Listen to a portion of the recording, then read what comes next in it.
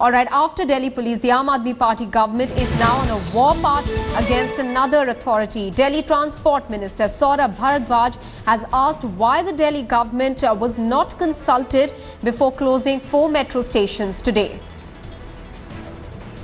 Rishika, now Saurabh Bharadwaj also raising questions about why the Delhi government was not consulted, even while Manish Sisodia is alleging that the Delhi is run by the Ministry of Home Affairs rather than the Delhi government.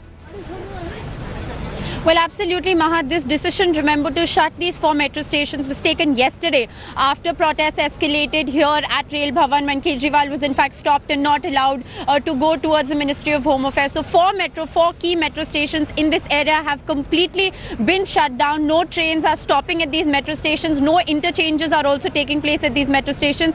But the reason for shutting down these metro stations was because Section 144 has been clamped down in this area. They did not want protesters from different parts of the city to in fact descend on on Lutyens Delhi, on the heart of central Delhi, just to keep protesters out. This decision was taken, and now the transport minister coming out and lashing out in fact at the Delhi police, saying how do they have the authority to take this decision when in fact it should have been his decision. He should have been the one passing the orders. We also believe that he has in fact asked for those 4 metro stations to be opened up, but whether or not that demand has been conceded and metro stations are functional remains to be seen. The Central Secretariat metro station, which is right behind us, however, continues to remain closed.